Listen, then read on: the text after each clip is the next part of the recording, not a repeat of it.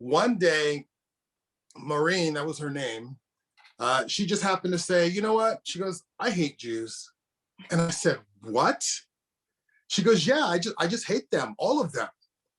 And I said, wait, how can you hate all of them when every day we go out with Deborah? She's a coworker. She's a friend of ours. You hate her too? And she was like, yeah, I hate all Jews. Let's get into it on this week's episode of We America's have a Voices. very, very exciting show tonight. We have Sarah Stevens, who is currently running for governor of California. We're going to hear how this mother of five has decided to just say, I got to step up. It's now or never. And her campaign keeps growing and amplifying. We are also going to talk about the crisis in the Middle East with Israel and Gaza. I personally, as a psychotherapist and also as a Jew, have a lot to say on the subject. It breaks my heart how much of mainstream media has gotten so much misinformation and the mixed messages of the Biden administration. So I definitely want to go into that. So what we're going to do, like we do with all of our sessions, is we're going to go around. We have some new faces here and some returning faces. We're going to check in. You're going to introduce yourself, say your name, if you want to say your profession, what your political affiliation is, and what has caught your attention the most this week. And then we're going to go into it, and we're going to make sure we have time to talk to Sarah too and hear her story. So Joel, since you are a resident participant in our America's Voices show, please share with us, my friend, what has caught your attention this week? Well, hello, America. My name is Joel Patrick. I'm a regular on the show. My political affiliation, because of my dissatisfaction with both parties, Republican and Democrat, I don't consider myself to be a member of any party. I'm just a free thinker. Although the last election, I did vote for Donald Trump, and the election before that in 2016. What has caught my attention this week has been the situation that's happening in Israel. I had the fortunate opportunity to attend a pro-Israeli event, and I guess we'll talk a little bit about that as the show goes on, but it was very interesting. There was also a pro-Palestinian event, and what caught my attention really was the contrast between the two sides, the mentality. So I think that will be an interesting topic to talk about tonight. Oh, I'd love to hear more, especially from your perspective. Thank you, as always, for joining us. Okay, Mr. Lee Rhodes Newton, welcome back, my friend. Pretty much the same as Joel in terms of being disenchantized with both parties, but I feel it's more productive to work within, so I'm staying within the Democratic Party. And I agree with him in terms of the differences between how the two sides, in terms of pro-Palestinian and pro-Israeli, parades or factions are behaving or misbehaving. And we'll get into that a little bit later. Okay, wonderful. And also, do you want to mention who you are and what you're doing? Okay, I'm running for presidency of the United States. I think there's a lack of depth in both parties in terms of who actually is running. And it's historically, we've been told who to vote for as opposed to having just regular citizens come up and vote. Now that we have the internet and we have access to people without spending millions of dollars, the feasibility of that is it's happening. And there's no reason why you can't just avoid the media and avoid the donations and the whole financial system and just get out and get into people's faces and get some support. Amazing. Well, welcome back. And we want to hear more. You are a Christian and Joel is a Christian. And so we love that you're on the call. Lior, thank you so much for joining us, especially at the last minute. We are so grateful. Absolutely. Anything I could do to help. So my name is Lior Yehuda. I'm been in the States since I was 14. I was born and raised in Jerusalem in Israel. Proud Israeli. Very unfortunate what's happening right now, but right now it's just being highlighted. It's something that I've been living with for my whole life. In terms of what caught my attention, I think, I can connect to what Joel was saying on the contrast between the two sides, but even more so, what is actually being showed and portrayed on the media, and not fairly showing the contrast that is really out there. Yes, absolutely. And our special guest, Sarah Stevens, tonight. Please introduce yourself and what caught your attention this week. Thank you so much. Thank you for giving me this opportunity to be on the call tonight and to be with all of you amazing people. So my name is Sarah Stevens, and like many of you guys, honestly, I just feel so quote unquote disenchanted, same thing about the Democrat and Republican Party. It's so hard for me to basically see what's going on. I feel like so many people are bought out. They're paid by special interest groups and they don't represent us, we the people. And so when I present myself, I normally say I'm a Christian, I'm a conservative, but I'm for the people. And what has caught, and I'm also running for governor to take back this beautiful state. So the reason, something that caught my attention also this week was just everything that is happening in Israel and what the media is portraying and what really is going on over there. And this is actually something that has I'm not going to say has a lot to do, but it kind of also shows some of the differences and the disparities of some similar things that happened in Iraq years ago. And my husband's a Air Force veteran. And so some of the things that the media portrayed and the things that actually happened in real life were completely different. And so I think that we have to really take a second look at what's happening in Israel and really try to help educate people right now and bring support when we can bring support. So yeah, I'd like to talk more about that. Yay, thank you so much. And there is a correction. Mr. Lee Rhodes is actually a part of the tribe. I don't know why. I guess the name was not as traditionally Jewish, Lee. So I'm so sorry for just assuming you were not part of the tribes. No problem. Clarify that.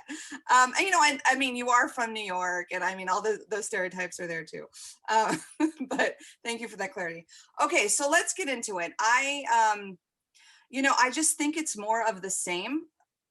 I don't know how you guys are feeling, but our country is so polarized that it just seems natural that since Israel aligns so much, you know, there's a lot of proud Israelis who believe in the right to defend themselves, who believe in democracy, align themselves a lot with what conservative and values are today. And so if you align yourself with Israel, maybe there's a hesitation to do that because you know, the contrast, one of the main things we saw at these rallies on Saturday, the Palestinian rally, there were a lot of people, not one American flag. And the next day, the Israeli rally, there were also a lot of people with tons of American flags and music. And there was just a complete different energy. And yet how it keeps being portrayed in the media is that Israel is the strong aggressor. The Palestinians are under the, you know, have no choice but to be in these refugee camps. And so many people don't realize that Israel has actually withdrawn from Gaza, that it's their Hamas terrorist government who is identified as a terrorist organization by the UN, by the US, who continues to not ensure that aid that is given goes to the people. And that is a direct contrast between how Israel aligns themselves. And a lot of people also don't realize Israel, 30% of its population is actually Arab and votes in the Democratic Parliament.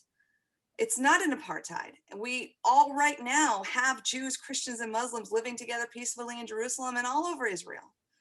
Yet, how does the media get it so wrong? And the fact that BLM is now standing up and just getting all of that emotional wave of enthusiasm, thinking they're supporting the underdog, when Israel actually is the one who stands for gay rights, women's rights, all kinds of rights. How did this happen? And I've never seen it this bad in America. We just had some major incidences last night in Los Angeles, where Jews were targeted, specifically sitting at a restaurant by, you know, a parade of Free Palestine groups of people, and it is very scary. I don't think anti-Semitism has been this high. So, Can I comment on what you just said? What's that? Can I comment on what you just said? Of course, yes. Let's get into Why it. would they attack Jews sitting in a restaurant? That has nothing to do with Israel, nothing to do with land. What is that telling you? Exactly right. It's Telling me that the whole thing has nothing to do except with anti-Semitism and hate of Jews. And anything they talk about it because of settlements, what have you, is just a distraction. Nothing they is new. distinct- Nothing is new here, right? Jews have been dealing with this for 5,000 years. Hate has been around, and it's been a roller coaster. It's been up, it's been down over the years. Right now, there's a momentum, and they're capitalizing on that momentum. The unfortunate thing is that they took our playbook, and they're doing it better than us. And when I say us, they're playing the victim card very well, and it's very easy to resonate and to connect to the underdog, as you said, Daniela. So they're playing that very well, and at the end of the day, it has nothing to do with land, as Lee just mentioned. This is a religious war that's been going on for years, and it's not even Palestinians against Israelis. It is a controlled organization that is now capable of brainwashing the younger generation of Palestinians, that is creating this hate. Palestinians and Israelis, I grew up in Jerusalem. We were hanging out with each other. We went into their territories and bought bread for the Sabbath, and all of that was fine. And then as the years went on, all this hate started spewing, and it came from the top. Lior, I'm sorry, what do you mean by they took your playbook?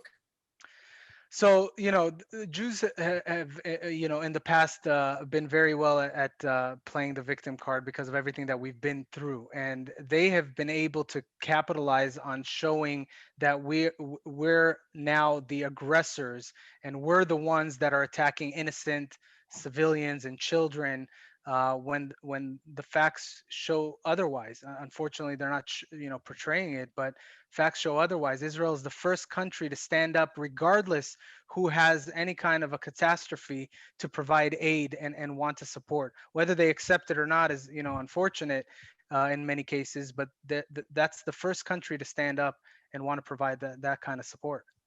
Well, can you separate that from the violence that they're condoning or committing? It's one thing to be a victim. It's another thing to all these atrocities that they're doing. Not all Right. victims reach out or cry out like this. Again, like I said, I don't personally think it's the Palestinians.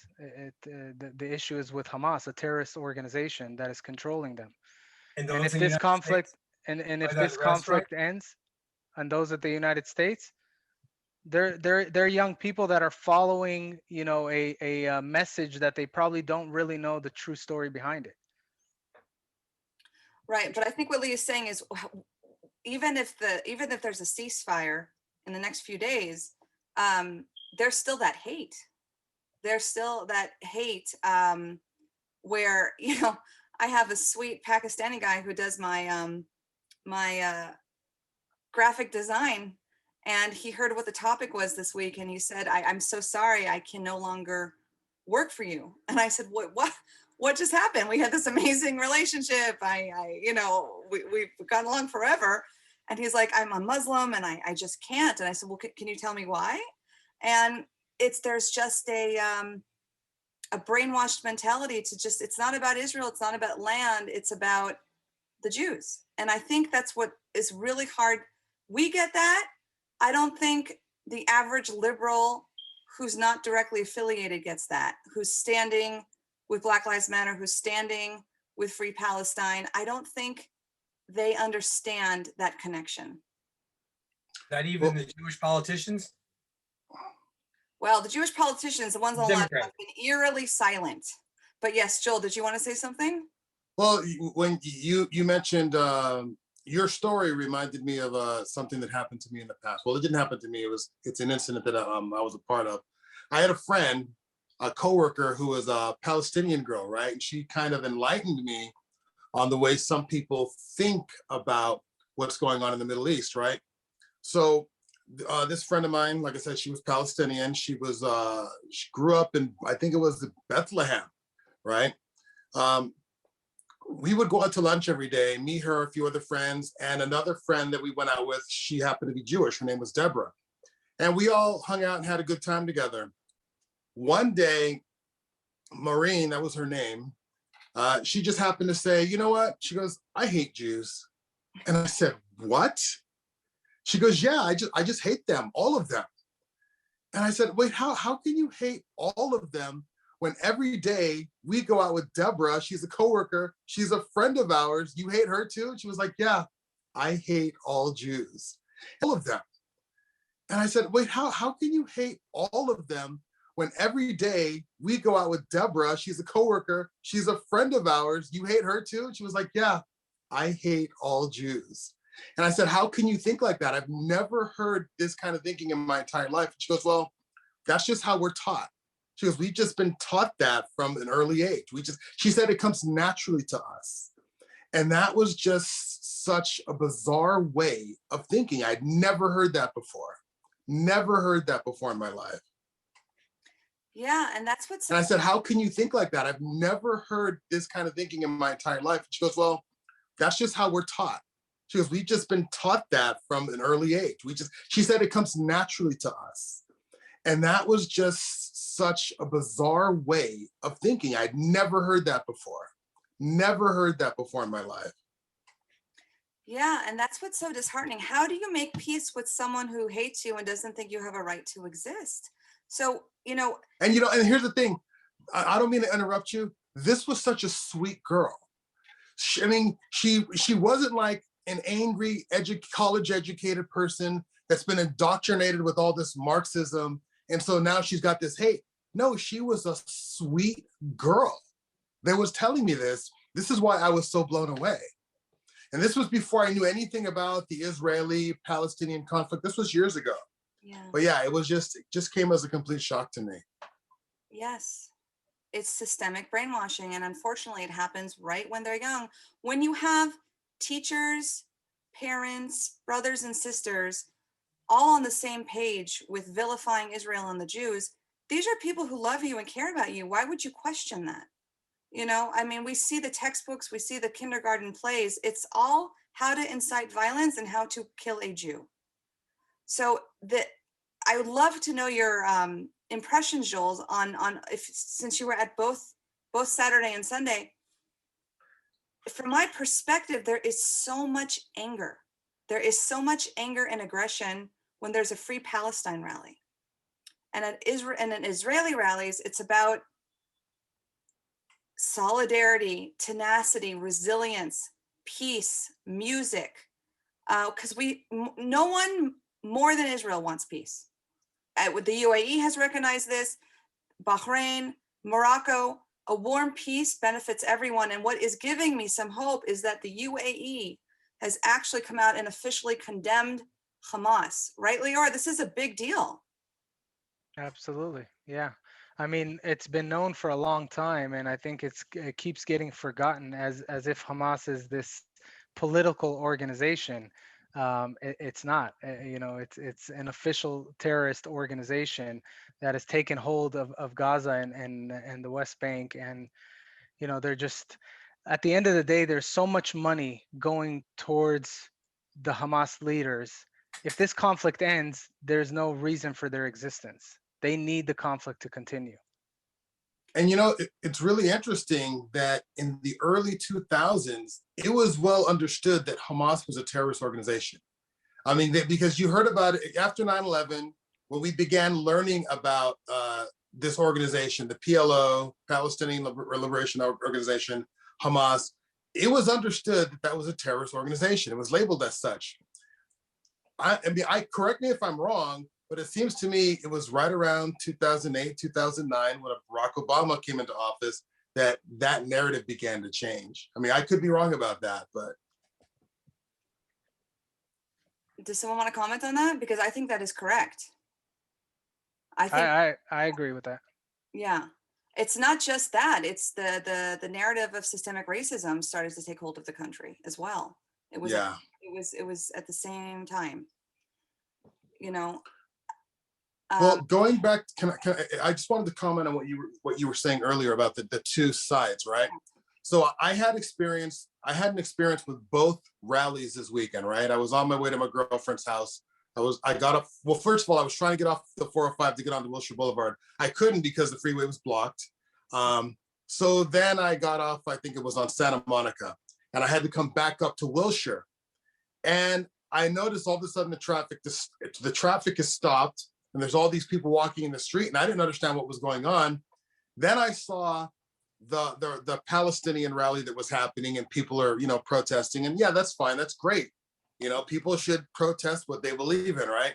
Absolutely. But then I realized, oh wow, I actually, for a second there, I began to get concerned because I couldn't tell if they were harassing the people that were in their cars. I was like, oh my gosh, this could be like one of those Black Lives Matter videos where I'm going to be in my car, I'm trying to go through a certain way, and they're not going to let me go through. Now, fortunately, that didn't happen, but the streets were filled up with people. And here's the contrast that I noticed, right? It had the look of the BLM rallies that I saw over the summer, right?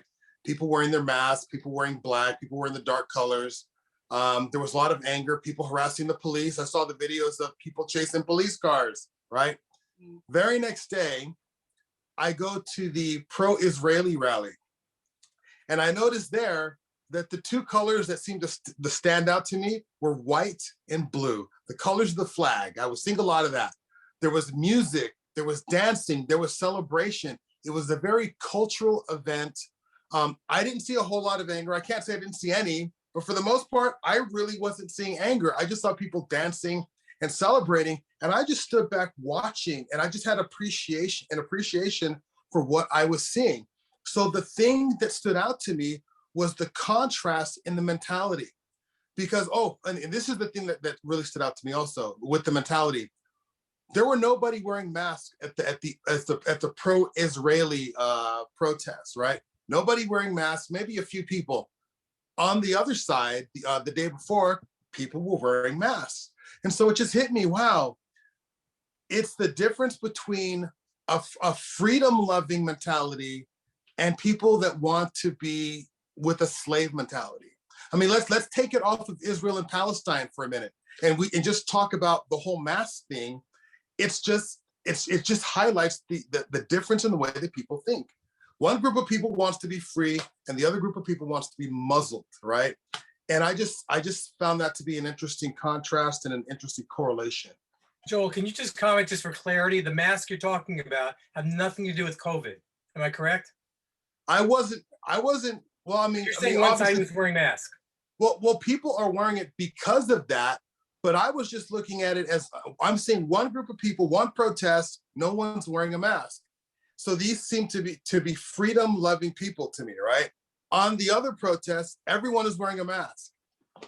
And it's almost like that's become a symbol of where you stand politically, and that was being highlighted between the two protests. And in a sense, it reminded me of what we saw over the summer with the Trump rallies and the opposition that was on the other side. It was like I was witnessing that all over again, but it was just being manifested in a different way. You know what I mean? It just, that with different groups, Yeah. The same manifestation. It was interesting. I think your perspective is so interesting and so important, because you are on the outside. You're not directly involved, and you were in both events, and you were able to give an observer's point of view. And I think it's very telling.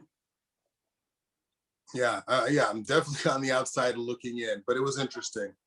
Yeah.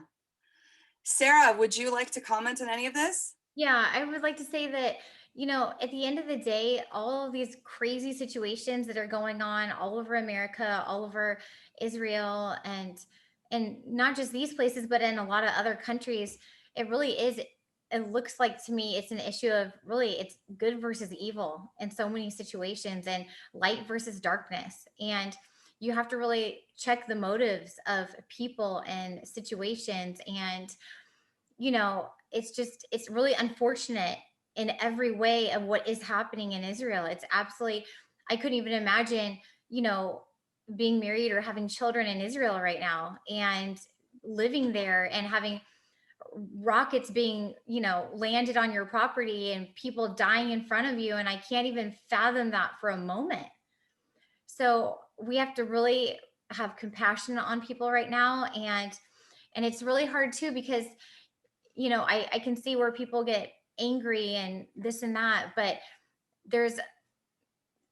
it's a really, really hard situation all the way around. And, how do you make people not hate other people? That's the question. How do you create an environment where people won't hurt others or won't breed these unhealthy behaviors? And I think that that's, a goal that we all need to have, is to be able to love people, embrace people, every nationality, every religion, every walk of life.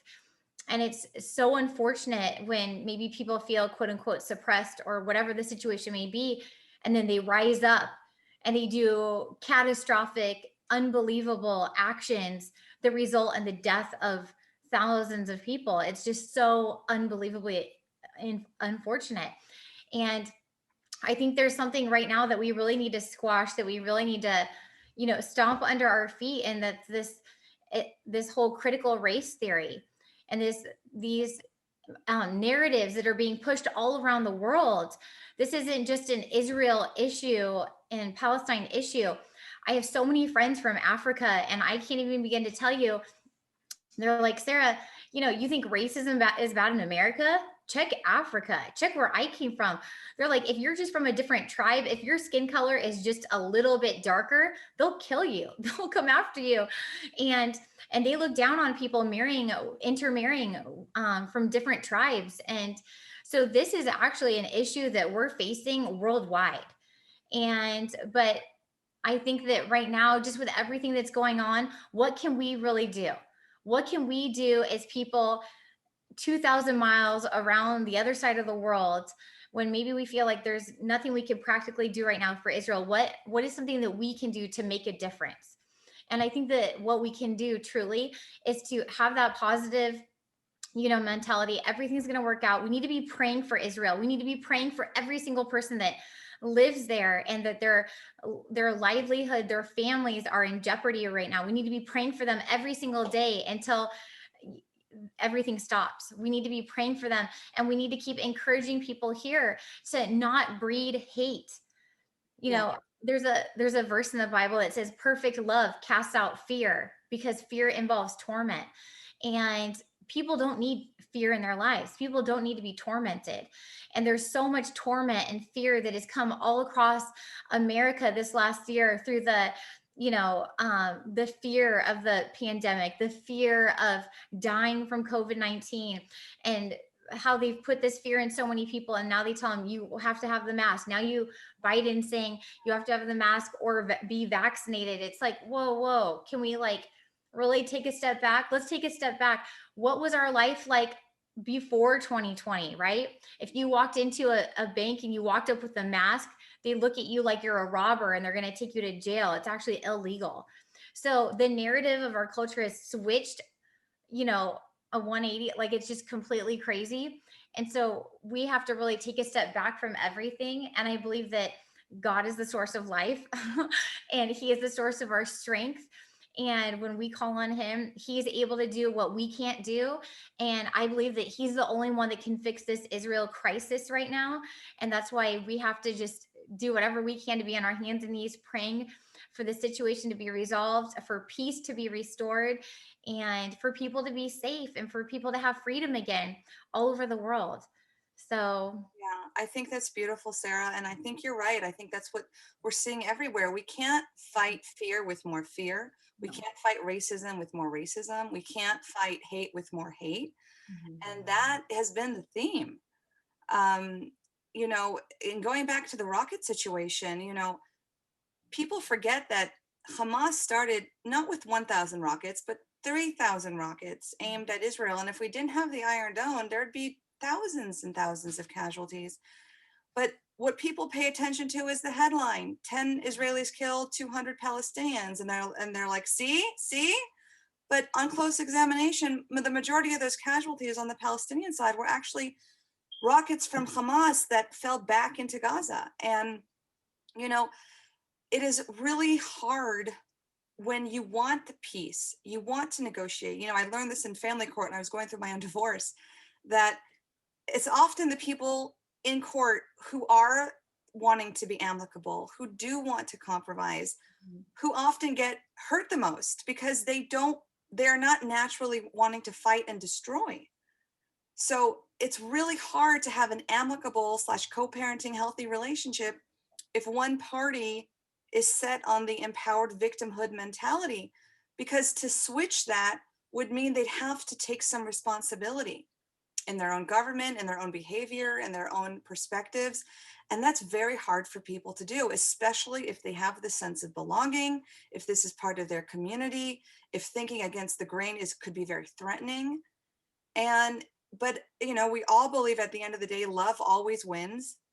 It's just so hard when our own country that stands for freedom is getting it so wrong. I mean, I don't know if you guys want to talk about the mixed messages of the Biden administration, who at once says Israel has a right to defend itself, Hamas is a terrorist organization, but then has a 10-minute discussion with Rashida Tlaib and Ilhan Omar, and that she's a fighter and he respects her and it's humanitarian, and it sends such a mixed message to the masses. And if we want to talk about a real humanitarian crisis, how come there's always silence on Syria? How come there's always silence on so many other areas in the world that really are truly suffering?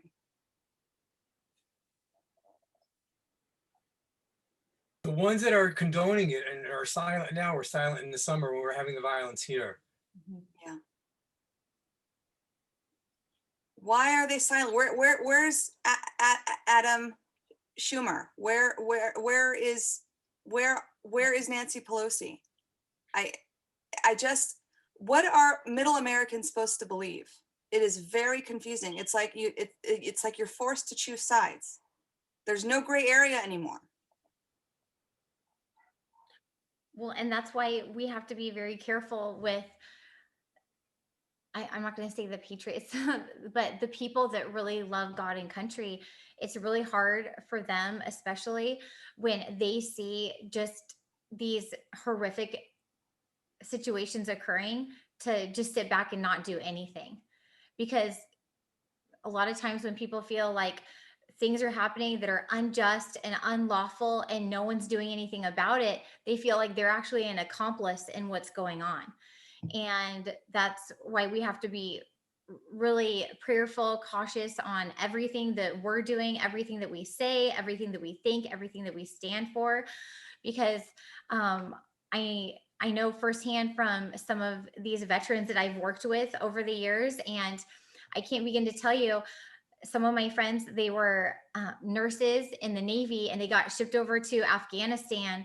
And when it was the thick of the battle over there, they're working 17, 18-hour days plus, and they're operating on little children that had bombs attached to them, that their body parts were blown off. And all they're doing almost 24 hours a day is stitching up little kids and saving lives, and then coming back to America and trying to deal with real life again is really hard for people. Yeah. And Wow. so it's just, that's why we have people struggling with PTSD and anger issues, because when you see someone committing such an atrocity, your flesh, everything in you wants to fight back and take vengeance. And, who's to say what's right and what's wrong, right? But we do have a law. And it's really, really hard to do the right thing. And just like how Lee, I want to commend him on everything that he was sharing and the wisdom that he was just imparting about what happened this summer. And how many people, when BLM and Antifa were out in the streets and lighting Los Angeles on fire, and everything was just totally like cool with certain elected officials. I don't understand how anyone could be cool with lighting things on fire. When my children saw pictures of people lighting American flags on fire, they said, "Mom, what are they doing?" I said, and I told them, I'll just be honest what I said. I said that anyone who loves America would never burn an American flag. Anyone who really loves this nation. And I said, you know what? And if they don't love America, then they don't need to be here. Straight up. But it looks like, honestly, there's a lot of people that are here in America that they want to transform America into something else.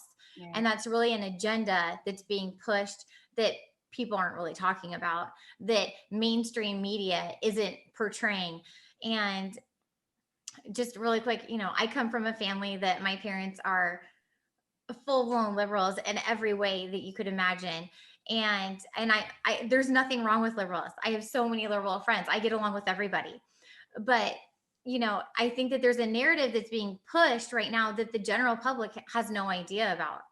And what our job and our responsibility to do as patriots, whether we're Democrat or Republican, is to bring the truth in all situations and to let everyone know what really is going on, not what the media says, but what's going on in regards to everything with critical race theory, with COVID-19, with the Israeli crisis, with absolutely every situation that is arising right now in America. We have to be able to bring the truth. How do we do that though, when there's constant censorship and picking and choosing? Right. Absolutely. I was just about to say it is extremely difficult now Unbelievably. because it's like there's a double whammy. There's a censorship Mhm. where we're limited to the sources that we can that we have access to, or actually what we can say. Yes. And then they've convinced everyone that there are what's the word I'm looking for? That there are only certain news sources that you should listen to, and others that you should not.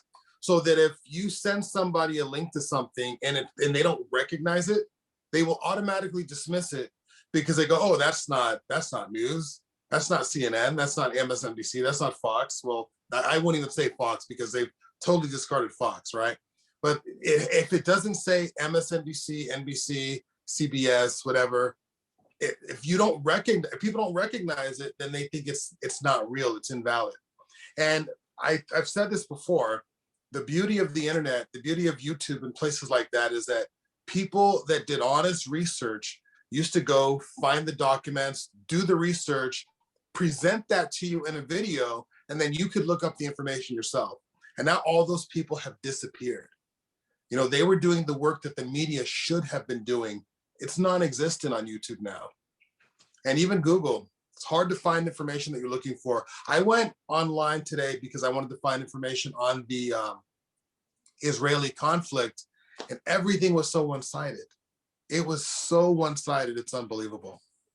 Yeah, and Joel, it's so one-sided, possibly for current, but if you're willing to go back, the archives are more balanced. And they're still relevant. Oh yeah, exactly. You definitely you have to dig. I mean, you can find the information, but you just have to know how to research and how to dig. And that's frustrating because I don't want to have to dig through, to go back pages and pages on Google to find something that's buried when I should just be able to put in keywords and have the information come up, Right, and 99% of the people, unfortunately, won't take the extra time to dig. I mean, especially nowadays with millennials. I think technically I'm still considered the oldest millennial out there, but they say that breakfast is an inconvenience. Breakfast cereal is an inconvenient breakfast because it takes too much time to prepare. So it's just the habit of getting information as quickly as possible that they don't even bother to go and Google, right? All they have to do is open their WhatsApp or open whatever, and they get messages sent to them from people. It's unverified, and it's automatically going viral and sent to hundreds of people. I get messages today that Google wants to run a vote to see if they should change on Google Maps from Israel to Palestine. Now, I looked at it. I did a little bit of research. Completely fake, false, not true at all. But that thing went viral within minutes because it's attractive. It's clickbait. People want to be relevant, so they're sharing false information so easily. Well, it's interesting that you say that because I do recall years ago looking up information. I guess this is when Obama was in office, but they showed a map of the Middle East, and that map, this was on CNN, a map of the Middle East, and it excluded Israel. Israel wasn't there. I remember that. And I was like, what? Yeah. Israel is not there? Are they, what kind of message are they trying to send? Wow. It's very scary. And I wanted to ask this to you guys because we all agree that you cannot win anything. You can't bring in less fear with more fear. But at the same time, you cannot protect yourself and your loved ones with just love. And the fact that Israel does have a right to defend itself, I think that is so lost. You know, I see these examples all the time. Like if there were rockets being, you know, thrown into Texas, thrown into New Jersey, thrown into New York, we would have a completely different perspective. And it's very frustrating. I talk about this in a paper I wrote, that it seems like Israel is the codependent and the Palestinians are the empowered victims, you know, the personality of that.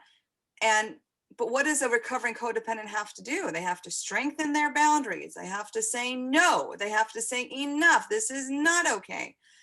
And, you know, how do you reconcile the two? Because Israel is wanting peace, but at the same time, they have a right to make a boundary. And sometimes that's not pretty. We had riots in Baltimore a while ago where the mayor said people need a place to riot. Don't see much different than the world telling that Palestinians need a place to riot. Just so happens that Israel is the victim over here. Before it was the citizens of Baltimore, the law-abiding citizens, who were the victims. It's people are rationalizing, since the oppressed should be able to, in whatever format they want, display their anger. In a civilized society, that's not acceptable. Yes. And in their society, it is. How did we get to this point where the But oppressed have the power? But even in our civilized society, it's become the norm to be able to get away with anything. There's no consequences. There's no fear.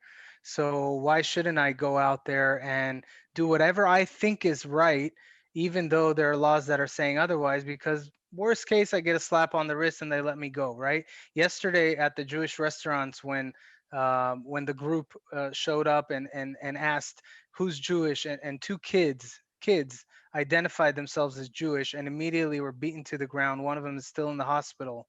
And an Arab Christian, Armenian Lebanese, stepped in to help the Jews and fought back. And he was also beaten. He was there with his dog. A few people followed one of the cars and managed to get the police to capture the guys. It's on video. They're talking to them and they just let them go. No arrests were made. Are you Nothing was serious? done. And I mean, why wouldn't they go and do it again next time? They know they'll get away with it. Yeah, how does that Wow. not feel defeating as Jewish people when Black Lives Matter, Asian lives matter, transgender lives matter, but when it comes to anti-Semitism, I guess it's okay. How does that not feel defeating? That is so frustrating. But you have to understand too, the environment that we're living in right now in California is 100% unhealthy in what they're expecting the police officers to do or not do.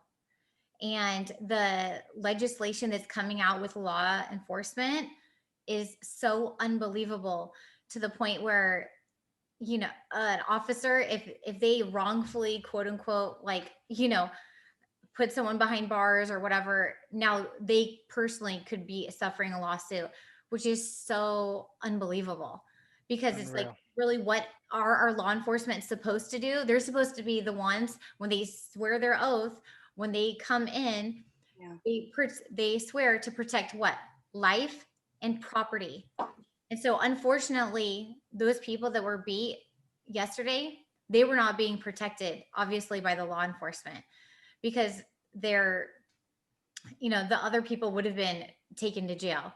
And right now, just from what I know, my husband former being a law enforcement, it's like, sometimes, I'm not going to say some people, they may not even take somebody to jail because it's like a slap on the wrist, because they're going to, as soon as they book them, they're going to get out immediately.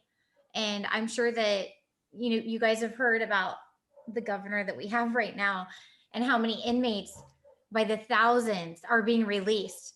And we're not just talking like people that have, you know, speeding tickets or anything. We're not talking little stuff. We're talking, they've been releasing child molesters. They've been releasing people, rapists, out on the streets. And then guess where those people go? They go right back into crime. And so it wouldn't be shocking to me if those people that committed that yesterday were in jail last week, you know, because it's a revolving door. And if we can't get our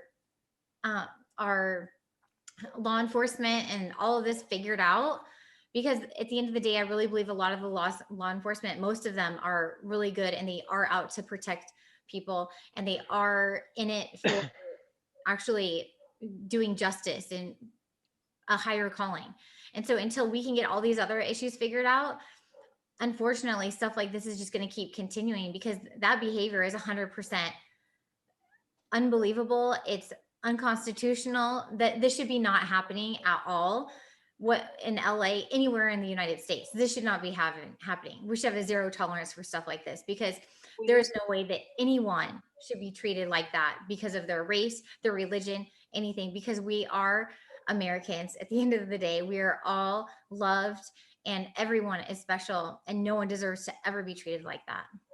Thank you. And I agree with you. And I used to feel that way. It's anti-American to be racist and bigoted. And the fact that some minorities have more entitlement to sympathy than others, how did we get here? And I just saw a headline. I don't know if you guys saw it today. It broke my heart. The New York Times, okay? They said that, talk about inciting more violence and hate. They said, it was discovered that there's dozens of violent anti-Arab organized groups on WhatsApp and Telegram organizing to hurt Arabs. What are you doing?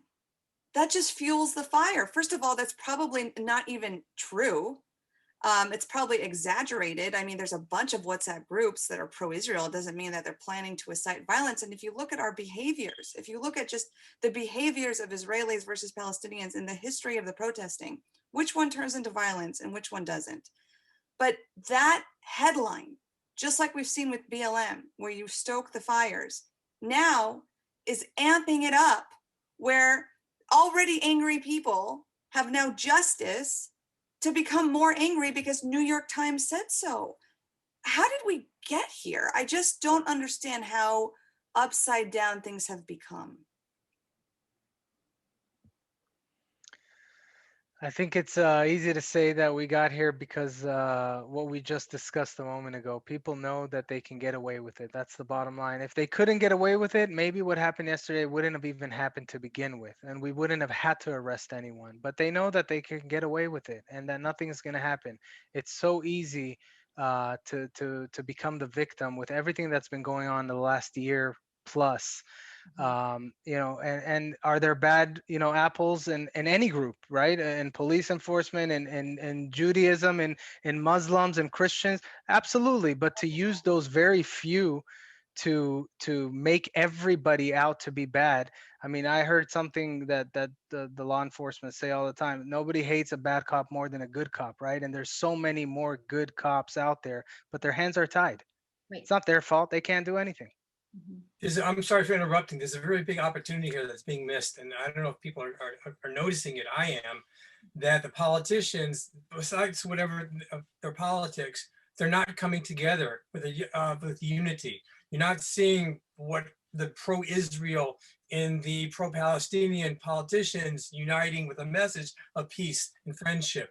Even within the Democratic Party, you could have Rashida Tlaib and her, the squad, what have you, meeting with and coming out with messages of unity and of calm and peace with a Gerald Nadler, with a Chuck Schumer, with Biden and others. And you're not seeing that. And they're basically condoning and they're modeling division as opposed to the opposite, which is very sad. It is. I agree with you 100%. There's a missed opportunity, and it's something that you see amongst the organizations as well. There's too much politics that are brought into it. There's too much money behind certain decisions, and I'm afraid to say one thing or do one thing or support the wrong group because my donors are going to walk away. And that's the unfortunate part of it. We're trying to bring as many communities together. This Sunday, for example, there's going to be a rally in Beverly Hills, solidarity with Israel. We're bringing the Christian community together. We're bringing as many elected officials to actually show that they are going to stand against this hate, against everything that's going on. And when people do come together, then we see the power behind it, and we're stronger together. Unfortunately, we don't get that enough. Lior, are you able to get Muslim or Arab members also to come to that? We're inviting I everybody. know you're inviting, but are they coming? Well, we'll see. It's not an RSVP situation, so I can't tell you who's on the list because it's one of those things where you just let everybody know and hopefully they show up. And I Lior, get I get the feeling that, okay, so if I use the Beverly Hills Freedom Rally as a model, right, because it's happening at the same place, freedom-loving people showed up to that, and that was the most multicultural, racially mixed political gathering I have ever been a part of in my entire life. And Daniella knows that because she was there. It was so diverse. So I imagine that if you put it out to everybody, those same people will show up and we'll have a good mix of everybody, including Muslims. Um, yeah, including Palestinians, free thinking Palestinians. Yeah. We can't negate the fact that that does exist. And I would be willing to bet that if we could somehow remove Hamas, which is, I know that sounds like a fantasy to say, but if we would remove those radical elements and people were free to think on their own, they would side with freedom. They would be against all the terrorism and all the bombings and. I mean, the son of one of the Hamas leaders who went against them, I don't know if you guys know this, Yes. came out and spoke at Jewish organizations many times and has given insider information. He was part of the organization. There is many of those, Joel, many. I know them Yeah. personally, and I can tell you, that's why I said earlier, it's not the Palestinians' fault. It's the Yeah. people that are controlling them. We want to live in peace with the Palestinians. They are our Yeah. cousins at the end of the day, Absolutely. right? We're Children of we Abraham. truly grew up as family, many years ago, and it's just gotten so bad. But the younger generation doesn't know the history of 40, 50 years ago. They only know what they see in the last few years, and Yeah. and that's making it worse and worse. Yes. Propaganda, social media, And- Bollywood, as they call it. It's, so much of it is staged. And,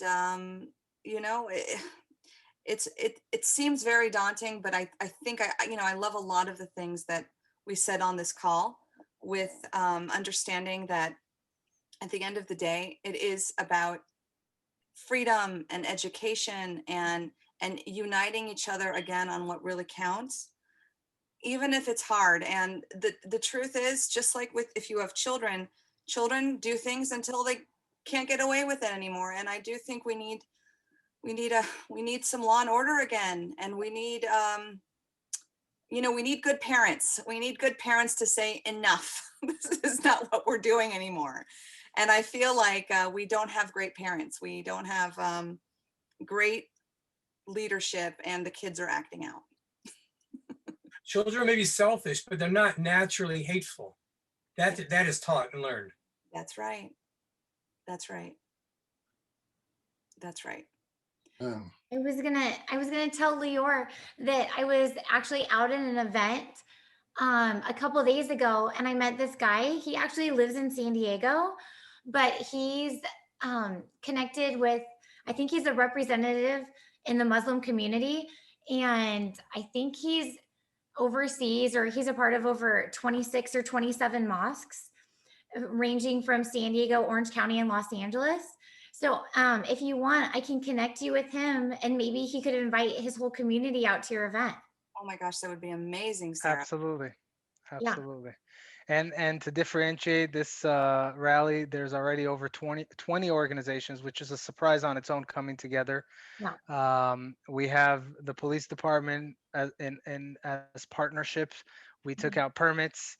We're doing everything the way we're supposed to. We're gonna get out there, show our solidarity, Oh man. and show that at the end of the day, when we come together, this is hopefully going to be the largest gathering of Jewish, Christian, Muslims, everybody in support of Israel and against anti-Semitism more than Okay, but of anything. course, in today's world, it doesn't count unless we have media.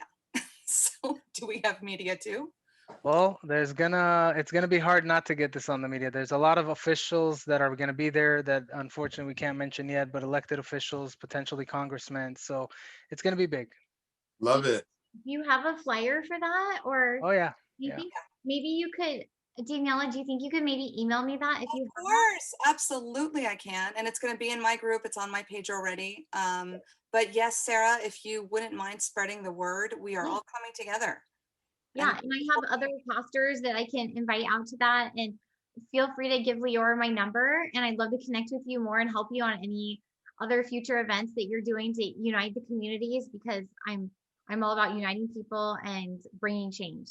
Absolutely. Yes. Beverly Hills, Sunday, 3 o'clock. We're doing it at 3 so we can get everybody after church out there. Exactly. Awesome. Yeah. Sarah, I also wanted to give you the forum for the next 2 minutes to Okay. share a little bit about why at 38 and being a mom of 5, Wow. taking on running for governor, why did you say yes? And I want you to, and I also want to know what you feel about the current situation with a lot of people are pessimistic about the recall. They don't think it's going to do anything.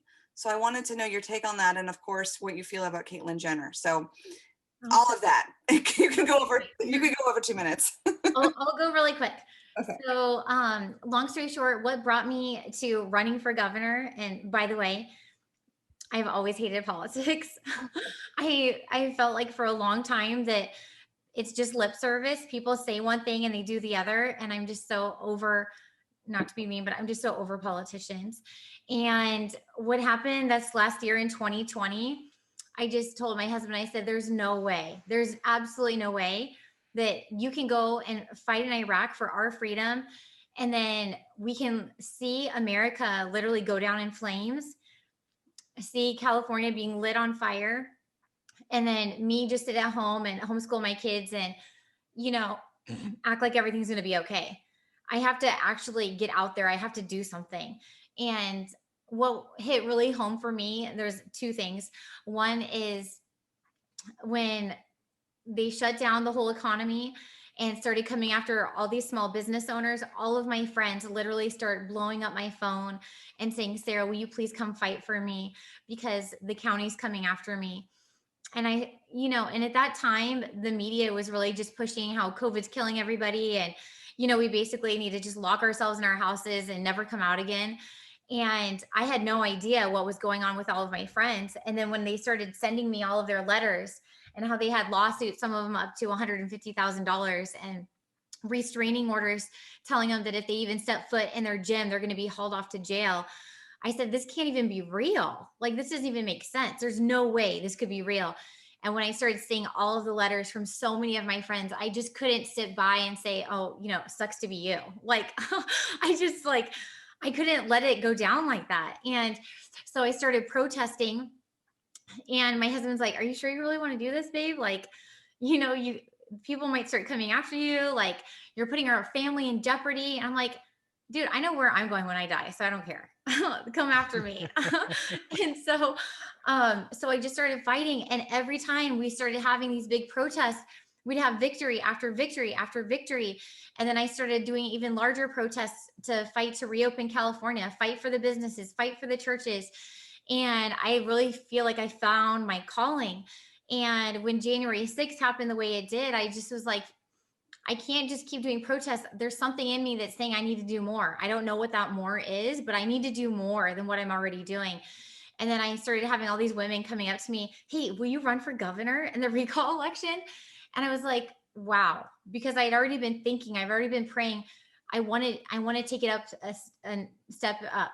And I just feel like when people are in an elected position, they should do the right thing and represent the people.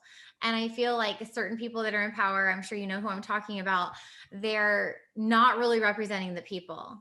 Small business owners have not been fought for this last year. Children have not been fought for this last year. Churches have not been fought for. Pretty much most of the California people have not been fought for or spoken for. Special interest groups have been spoken for. And so I just couldn't sit by and let it all go down. And what really hit home for me too, just another thing really quick, is I'm from San Diego, California, right? I'm from this little itty bitty, it's not like it's little itty bitty, but I'm from this town called La Mesa. It's a couple miles away from San Diego State University. And when I saw on the news that BLM and Antifa rolled up with about 1,500 people and burned like the bank that I went to as a child to the ground, and the grocery store that I went to every week with my family, and they came in with baseball bats and destroyed the entire strip mall. And then I'm getting text messages from all my cousins that live in San Diego and all of my family saying that, they're seeing people beat out there, and they're sending me pictures. And it was like, this is my hometown. I can't let my hometown go down like this. And so I just know that Gavin Newsom, he's just hoping and praying that people forget that 2020 ever happened. And there's some people that will never forget. The people whose family members were literally beaten. I have friends that they were San Diego PD, and they had water bottles filled with ice being thrown at them. These officers that were working 30 days straight, 17-hour shifts, not getting to see their families just to protect San Diego, to make sure another building wasn't caught on fire. And I'm not cool with it. So I'm like, you know what? I want to be in that seat where that guy is up there destroying California, ruining people's lives. I want to be in that seat where I can bring change. I can help people. I can help the small businesses. I can help the kids. I can help everybody. And so that's my number one mission. And I'm not like just gonna like barely have my name on the ballot and just like say a prayer and hope that, chance just works out and I'm gonna win. No, I'm going all out. And my whole hope and vision is to build this massive team. And that's what we're doing. So we're building a huge team right now in San Diego, Orange County, LA, the high desert, Sacramento, all over California. My personal goal is 2 million volunteers, 7 million votes. I want to win by a landslide. I want to turn California around in a heartbeat, in a second. And I know that with God, all things are possible. And so I'm willing to bring as many people on our team as possible that are patriotic. I don't care what religion, what nationality, as long as their heart bleeds red, white, and blue. That's all I care about. And so I'm really excited. My whole theme is make California gold again, because I believe that if we can make California financially prosperous, that's going to affect every segment of society. We're going to help marriages. We're going to help families. We're going to help every person that's come to America that is a Californian, that is a citizen. We're going to help every single person that maybe they're not a citizen right now, but they're on their road to citizenship. I want to help every single person that calls themselves that is a true American. And you know who a true American is, because they stand for freedom and they love this country. So, and to answer your question, what do I think about Caitlyn Jenner, Bruce Jenner, whatever. So many people tell me, oh, well, I think, she's just a plant or this or that. But I truly believe that this special election is really telling about the real I think that actually the special election, to be honest with you, is probably one of the most fair elections that you could ever have. And why is it? Just because, like what Lee was sharing earlier, anyone without the platform, because normally, remember what happens in a regular election. The Democrats only pick like 2 candidates, and then it goes down to 1, and same thing with the Republicans. And it's this whole process. And well, no, in a special election, anyone can run. Anyone who has that heart to change California, to change America. And the cool thing about it for me is like, if Caitlyn Jenner wants to run, well, great, let her run. I think that anyone should run who wants to make this change. But at the end of the day, whoever gets the most votes wins. So I'm hoping and praying to God that in this election, especially after 2020, that people won't vote their party lines, that they won't vote their pocketbooks. My prayer is that people will vote for someone, that they will vote for their integrity, and they will vote for their morals. What do people really care about in their heart at the end of the day? I am praying to God that people will stop voting for everyone that's going to say they're going to make all these promises and say they're going to do all this stuff, but let's vote based on people's integrity and their values. And that goes for everything, running for who you're going to vote for governor, who you're going to vote for city council, who you're going to vote for your congressman and your district attorneys and your mayors. It's all across the board. So I am really hoping and praying to God that 2020 was a wake-up call for all of California, for all of the United States, and that we would all, as a people, as a patriot people, step up and take our stand for freedom. And I really want to encourage people too that maybe there's somebody watching here that they've been thinking about running for office, but they feel like, oh, I'm not smart enough, or I'm not educated enough, or I'm not, I don't have the right degree, I don't have the right political experience. Well, I really want to encourage people, why don't you just throw any and all of that out the window right now? Because I believe that we're in a time and a place where anything is possible. And if you have the heart, if you have the mind to do anything, and it's in your heart, guess what? There's a reason why it's there. So like how Lee shared his heart. Well, there's a reason why it's in his heart. There's a reason why, Joel is so passionate and Lior is so passionate about doing these events. And Daniella, you have this dream in your heart to have this station and this, you're bringing people together across all party lines. Well, each and every one of us has a dream, and I want to encourage people to live your dream. Don't let anything stop you from your dream, because when you pursue your dream, you pursue your passion, that is when your life becomes not only full, but you meet your destiny and you will become all that you were supposed to become. You will do all that you're supposed to accomplish and achieve. And that is when we're going to truly set California free. That's when we're going to set America free and make America the most beautiful, incredible nation in the entire world. So I really want to applaud each and every one of you guys for being so amazing and incredible. Thank you so Amen. much. God bless you. Amen. Yes. Yes, I can feel it in your heart. I can feel how much you want to balance out what has been happening with heart, with integrity, and we bless you. We need some sanity back. Daniella, you have to put that clip and give it to Sarah so she can put it on her site. It's an amazing few minutes there. Yes, we can definitely do that.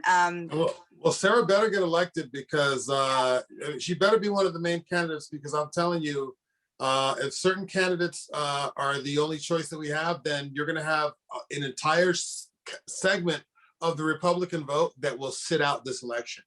I'm telling you right now, there are a lot of Christians that will be comfortable to sit out this election completely. If we have a certain candidate elected, they will sit out. I'm telling you right now. So silly. It's so silly. Be a part of the solution. You can't complain and then not act. It is so important. We have it, is this right, Sarah? There's like 8 million registered Republicans in California, like some huge number like that. Oh, I'm sure there probably is, because right now so we have 39 million people that live here in California. Oh, so there's only about 60% of them are registered to vote. So we actually might even have more Republicans than that. But what happens is, of all of the people that do vote, about 40% of them switch between Democrat and Republican. So there's no telling, especially after 2020, who's going to vote for who or what's going to go down. No one knows. And to answer your other question that you said about the recall, I really want to encourage people. I was actually just on the phone today with the Register of Voters out in Riverside County where I live. And he said, please just keep calling every day, because as soon as they have that date, honestly, it's going to be game day. I only have, they said in a normal election, I would have 30 days to get in about 7,000 signatures, 7,500 signatures, give or take. And with a special election, I may only be able to come up with that within 2 weeks. So it's going to be whoever wants to run, they're going to have to go all out to even qualify, basically, within a couple weeks after they set the date. So it's going to, and it's going to happen really quick. It's going to happen so fast. Yeah. And so we need to get ads together about voting. Make sure you're registered to vote, because your vote will count way more than people realize. Wow. And Wow. there's a whole election integrity project that's going on right now. Mm. And they're looking for so many volunteers. So if any of you guys are concerned about the integrity of the next election, please look them up, be a part of it. Last time they only had 3,000 volunteers. They're looking at 30,000 volunteers for California. I told them, let's go for 2 million. I said, every person I enlist, I'll get them on your team too. So let's throw it down with 2 million and make it happen. Wow, Sarah. I really want to thank you for coming on and sharing this. I really do see why you're running.